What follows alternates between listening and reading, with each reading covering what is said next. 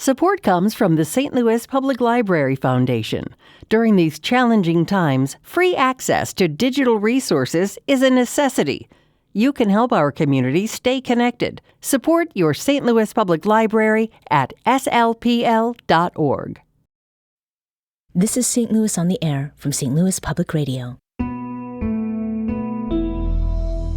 I'm Elaine Cha.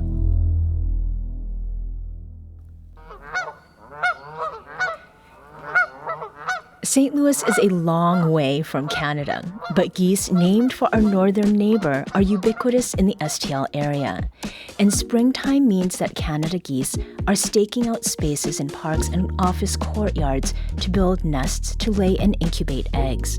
That also means these birds will be defending the next generation, which could lead to unfriendly encounters with people. But that doesn't have to happen. And Nancy Schnell, the founder of GeesePeace St. Louis, is here to talk about ways we can share outdoor spaces safely with Canada geese during the peak of their spring nesting season. Nancy, welcome to St. Louis on the Air. Thank you very much for giving us this wonderful opportunity. Sure. So, Nancy, you've been in the bird business, as it were, for at least 25 years now. What interested you in geese? Well, thank you for asking. I love to talk about geese. My professional life, I was a biology teacher for many years in the Ferguson-Florissant School District.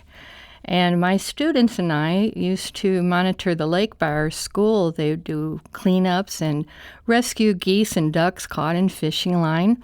So when the slaughter of Canada geese was started in 2001 as a means to resolve problems with geese living in the urban area. One day, one of my students walked in and put a newspaper on my desk, and it announced the slaughter. And the child said to me, "What are we going to do about this?" And other people in the St. Louis area were interested in how can we manage an urban population of Canada geese in the most humane way possible. And that was the entry into GeesePeace. Mm-hmm. Why are Canada geese in Missouri? Thank you. That's the main reason I'm so grateful to be here today. You see, the term Canada goose, it means those birds that have the black neck and the white cheek patches. And that throws a lot of people off. They think, well, they must all be from Canada, right? That's where they're from. And a lot of people understand that the winters are so severe in Canada that a number of the Canada geese really do come and spend winter with us in St. Louis because they can find open water and food that they can't find in their homeland. But they go back to Canada before spring and nesting season. Or at least that's what people think is supposed to happen. So now they're wondering, why are we seeing all of these Canada geese in our neighborhoods?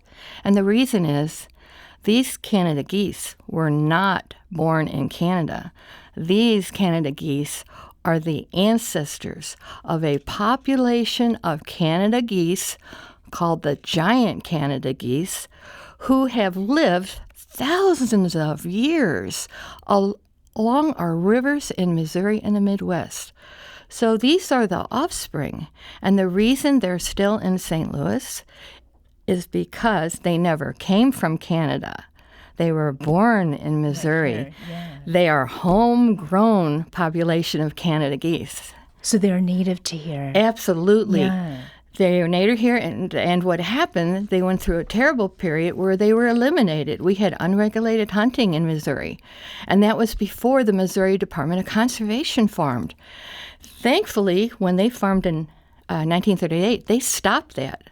But just like the buffalo were massacred out west, many of our native species were massacred, including the giant Canada goose population. Yeah.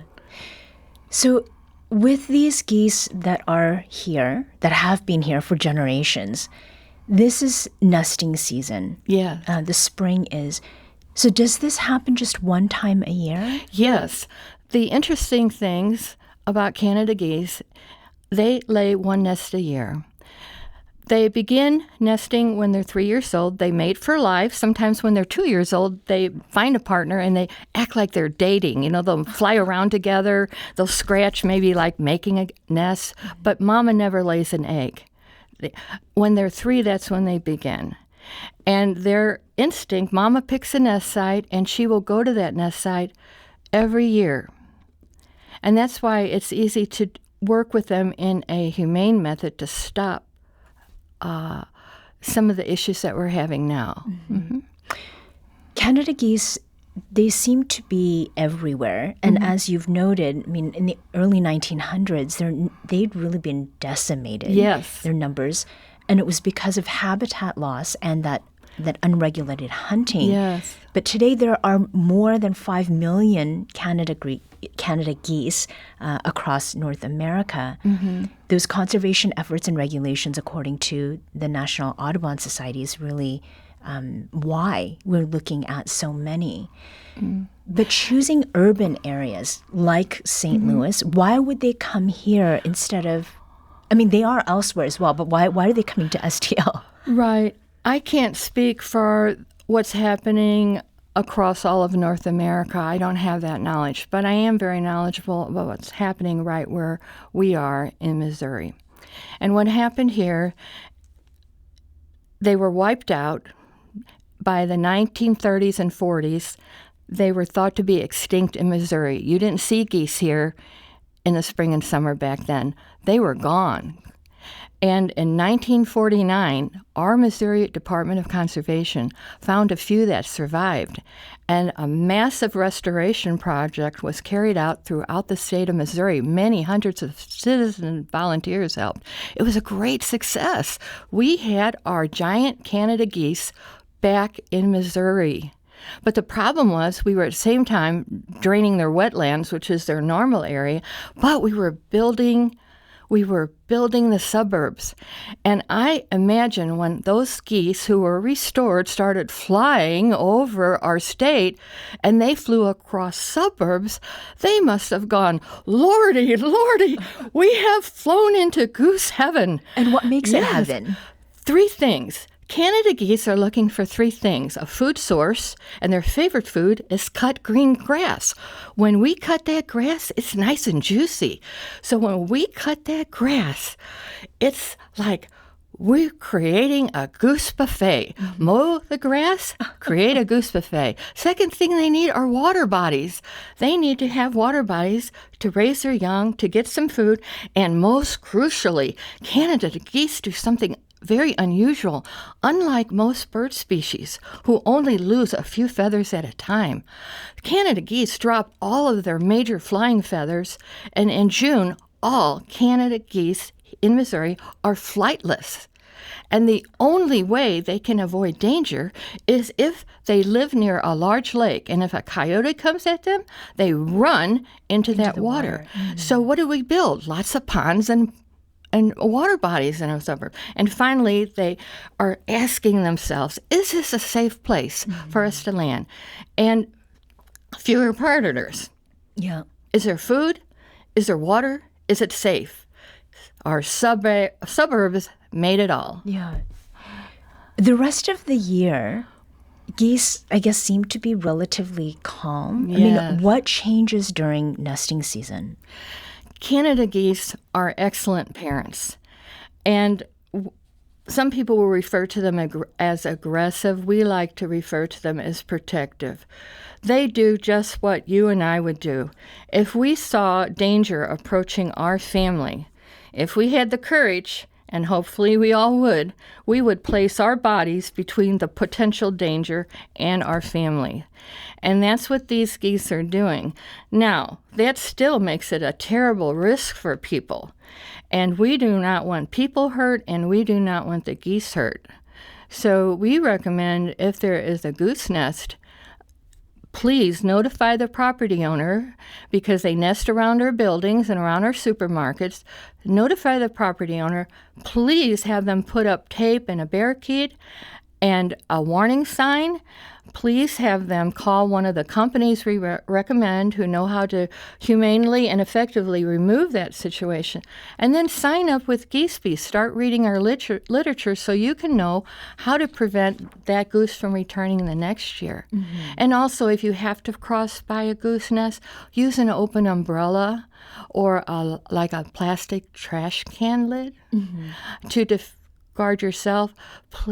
Don't turn and run from them. Slowly back up and get out of their space. But please know they're doing what a good parent would do. Right. So backing away slowly, because if you run away, they will chase you?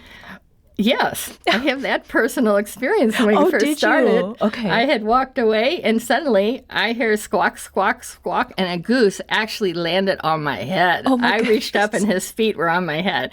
And I'm sorry, but it was pretty funny at the time because my partner thought we were done and was looking the other way. And Right. So, Well, yeah. that's a good piece of advice. We're talking with Nancy Schnell. She's the founder of GeesePeace St. Louis. This is the peak of the Canadian geese, Canada geese, their nesting season, and we're talking about ways that we can share space with them.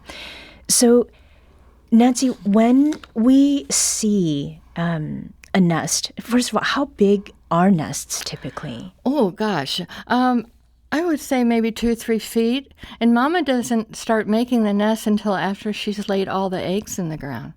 She will lay an egg every day and a half until she's got all her eggs there. And then she'll start making the nest and incubating her eggs for about 30 days. Where have goose-human conflicts most commonly happened around the St. Louis area? Well, basic complaints are excessive feces on the ground, having the geese eat like greens, damaging greens on golf courses, eating decorative plants, maybe water pollution concerns if there's a lot of them. And our most problem is right now because they're putting their nests in places that aren't good for them to put nests, which is right around our homes and buildings.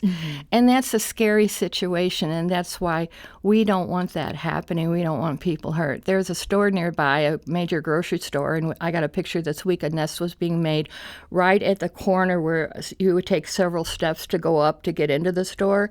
And immediately we had to contact the property owner and say, please block this area off, because you could see a goose jumping up and somebody tumbling down that stairs. So while we have to deal with the nests until we learn better how not to get them in our areas, we want everybody safe, the geese and the people. And is it best for people to contact, GeesePeace St. Louis or another organization to help with, creating these barricades that both keep the geese and people safe? Well, we can't do that. We're teachers, and we teach classes. Thankfully, the Humane Society of Missouri and the Wildlife Rescue Center always open their classrooms to us. I really appreciate Joellen Klopacki from Humane Society, Kim Rutledge from the Wildlife Rescue Center. The doors are open for us. And we don't physically do that work, but they can call. There's a couple of private companies that they can call to have done, or they can sign up for classes with us, and people can come just to listen to hear, but some people want to train to know how to take care of those nests in a humane manner, or how to check their population growth in a humane manner rather than slaughtering them, which sometimes happens because people don't know there's a better way. And there's a lot of misinformation on the internet. Says, buy this and you'll have no problems. No. GeesePeace has a 12-month program developed by the Humane Society of the United States and the GeesePeace National Organization. And that looks at what geese are doing every season and what we should be doing. Like right now in St. Louis, if you're working with GeesePeace, then you would be treating nests in a humane manner to prevent the growing population. It's much kinder. In a humane manner, can you be specific about what that means? Absolutely. What we do is recommended by every animal group I know. And what we do you have to check the population somehow. You have a prey population living in a very protected area with plenty of food, plenty of water. Their population's going to continue to grow. So you can either slaughter the adult mom, the adult dad, and the babies, throw them into a gas chamber, gas them to death. Of course, that produces a lot of community upset, and GeesePeace is about building community. Mm-hmm. How can we work together? So if we can provide a humane solution and train people, we bring people together. Now, why it's humane? Waterfowl biologists together with veterinarians from the United States Humane Society work together to determine that the best way to control an urban population of geese is at the birth end. Don't slaughter them once they're alive and well. Don't do that. Stop them. Stop the eggs from developing into the gosling. And I want to emphasize, it's before the gosling is formed. And that's where there's a cutoff point. And once you get the egg, we check it to see how old the egg is, and possibly what we will do then, if the egg has not developed the gosling, we'll switch it with a wood egg. Or another way to do it is by coating with corn oil. And that's just it's a dud egg. Mm-hmm. And I can take a dud egg and switch it with a wood egg, or rather, I could not put a healthy Canada goose, mom, dad, babies in a gas chamber and gas them? Yes. Oh, no. Let me treat the nest before the goslings farm. Mm-hmm. And it works fabulously. Well, this is great information for this season and coming seasons as well. Nancy Schnell is the founder of GeesePeace St. Louis. Thank you, Nancy, for talking with us today. Thank you very much for the opportunity. And I would like to say, anybody who's been involved in a roundup, that's in the past. Let's work together and change it for the future. We'd love to have you with us.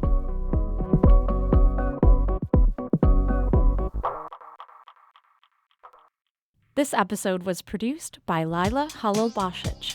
Audio engineering and podcast design by Aaron Dorr. Our executive producer is Alex Hoyer. St. Louis on the Air is a production of St. Louis Public Radio. Understanding starts here. Do you find yourself regularly listening to episodes of St. Louis on the Air? Suggest us to a friend you think might enjoy our conversations. And leave us a review and rating on Apple Podcasts on the App Store. It's the simplest way to help people discover our show. Thanks. St. Louis Public Radio is a member-supported service of the University of Missouri St. Louis.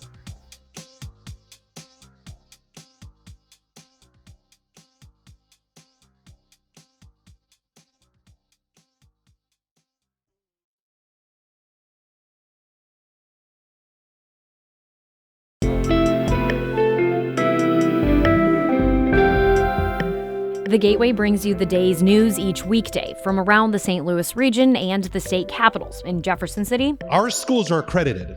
We don't need this bill. And Springfield. How many more years must pass before lawmakers see time is of the essence? I'm Abby Larico. Join me each weekday for The Gateway on the STLPR app or wherever you get podcasts.